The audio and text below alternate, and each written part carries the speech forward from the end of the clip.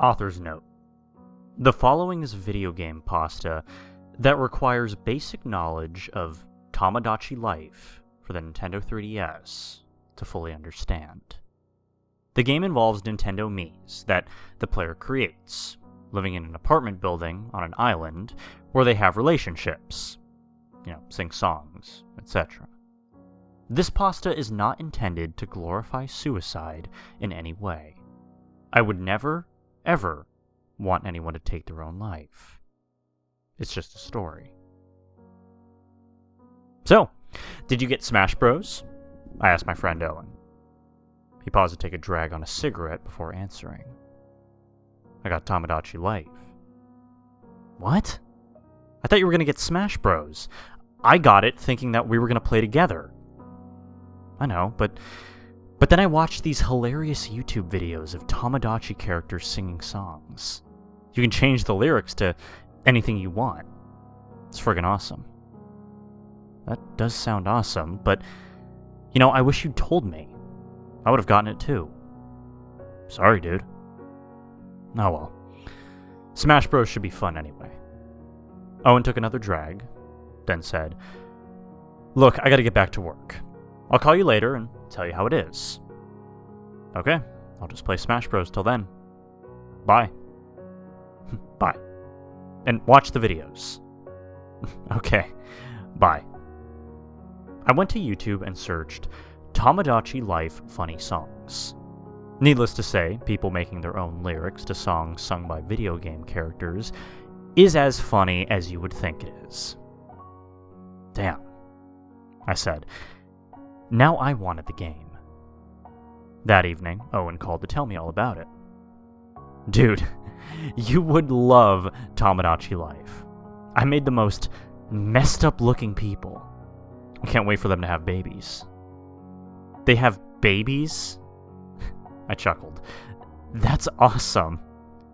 Yeah, and they're a combination of the parents.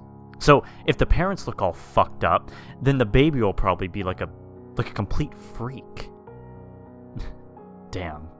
And I thought Smash Bros. Was fun. I did a few online battles, but I don't even know what I'm doing yet. Owen changed the subject back to Tomodachi. It's weird, though. I didn't get to make my own character at the beginning. Why not? I don't really know, but there was already a character there. I wanted to import my Mii, but it just jumped over that part. I know because I watched a video on YouTube showing someone starting the game for the first time. I tried to edit it, but it won't save. That's weird. So you're forced to be someone else? Well, not really. I mean, I just made another character that looks like me, and I'm pretending that he's the main guy. It's just weird because the Miis talk about the other guy like he's like the mayor or whatever. Not me. Wait, did you get a used copy? Oh, that must be it. They usually erase the games before they resell them, at least at my store we did. Owen had previously worked at GameStop. I guess they forgot, or didn't bother. Are you gonna restart? There's really no point.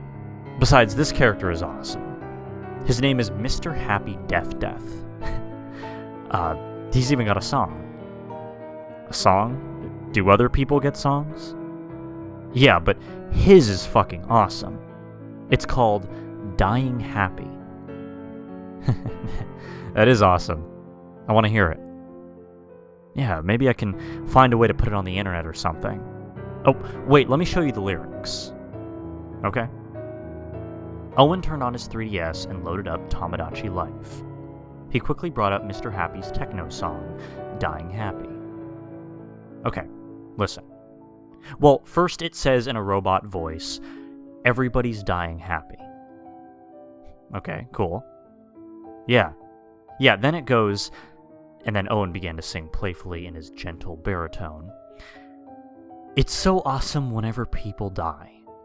They're not alive anymore. It makes me happy. I've never been so happy. Let's all die, hold hands, jump to our deaths. Our brains would splatter. Happy. Death is so cool. Let's all commit suicide. He started to laugh towards the end, and I busted out in hysterics. It sounds like something we would write, I said. Yeah, it's even better when Mr. Happy sings it. I've listened to it like 100 times. You have to see the way they dance, too. Fucking hysterical. The song alone isn't enough. I gotta find a way to show it to you. Well, you need to get Smash Bros. So that we can play that together. I will. Okay, I gotta go though. I'll call you tomorrow. Alright. Bye. Bye. But he didn't call. And the day after that, he didn't call.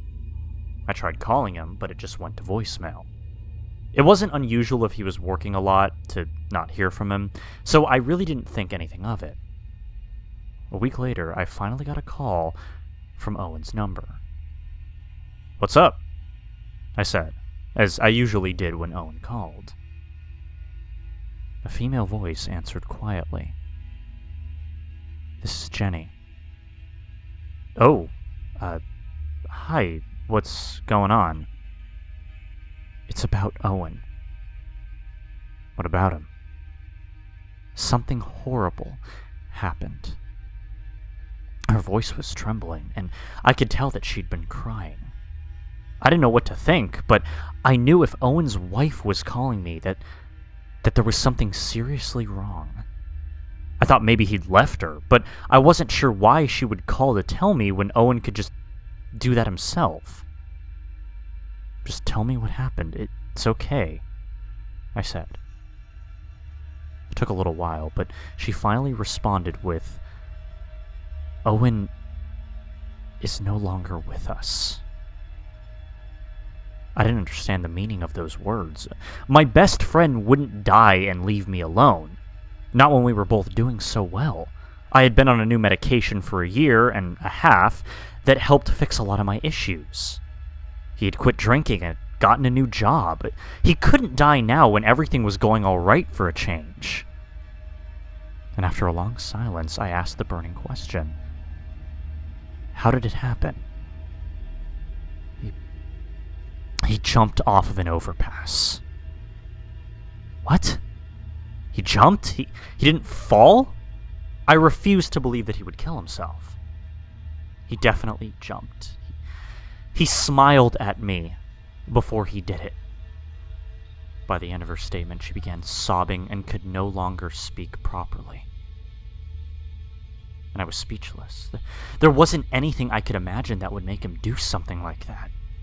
We were so close that if he was really going to kill himself, he would at least tell me.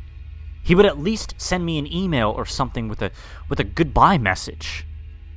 I was more angry than sad, though. And later, when I was alone in the dark, I cried for a while. It had been a long time. A few weeks later, I decided to purchase Tomodachi Life so that, in some way I could feel closer to Owen. He was really enjoying the game when I talked to him last, so I would remember him being happy whenever he played it. He was right about it being hilarious. I made a bunch of crazy-looking me's, but I also made one that looked like Owen. And of course, myself. I pampered his me a lot and made sure that he married the most charming girl on the island. One day, I was shocked to receive an email from Owen's address. I opened it, assuming that it was from Jenny, and was surprised at what I saw. A video file. Why would Jenny send me a video? I thought it might be some kind of memorial video about Owen, but that's not what it was. I clicked play and was immediately confused. It was nearly black and white, and pretty blurry. It looked like someone recorded a video game with a webcam. Crappy webcam.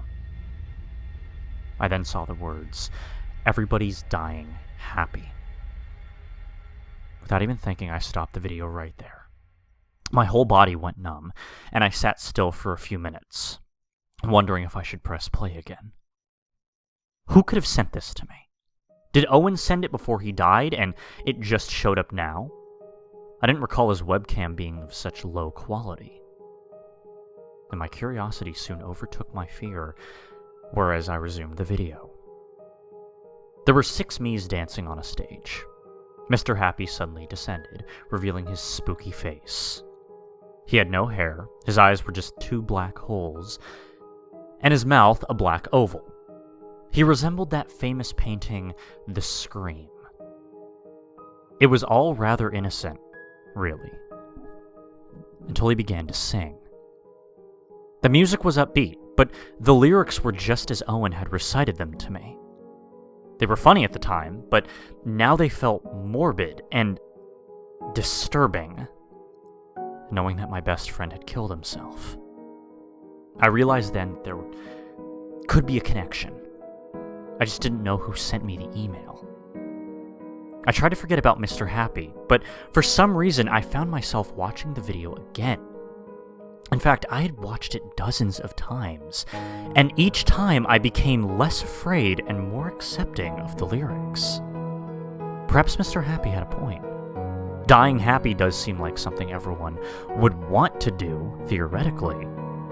After all, everyone dies sometime. Why die sad? Owen wasn't sad when he died. He was smiling. Though a smile doesn't always mean that someone's happy. They could be hiding their true feelings. And was Owen hiding his? When I went back to Tomodachi life, I was greeted by an unwelcome face. Somehow, Mr. Happy had moved in. Same name, same face, same catchphrase. It was impossible. My niece and nephew hadn't been over for a while, so I knew there was no one else playing. Even if they were, they wouldn't know about Mr. Happy. I shut off the system, put it down, and sat there, stupefied. I didn't move for hours. And once I calmed down a little, I found myself humming Mr. Happy's song. I just couldn't help it. I had to continue playing Tomodachi. If Mr. Happy was related to Owen's suicide in any way, I needed to see for myself what he was all about. Everything seemed fine when I returned to my little island. Mr. Happy was just like the other residents, even with his strange catchphrases like, "Death feels good." I tried to change them, but they wouldn't keep. I even changed the lyrics to his song, but they reverted back as well. And even stranger, Mr. Happy became the most charming male on the island, and every female was in love with him. I couldn't for the life of me figure out how Mr. Happy could be involved in Owen's death. He was just a video game character. If he was in both of our games, then he must have been put there by the programmers. Maybe he appeared later in my game because I needed to unlock him or something. I don't know. That's what I thought at the time. Until the Miis started dying. It would be, name of me has committed suicide. That's the message I got when I looked at one of the Mii's apartments. They would never put suicide in a family-friendly game like Tomodachi Life. It was beyond unsettling. Did this happen in Owen's game too? I wondered.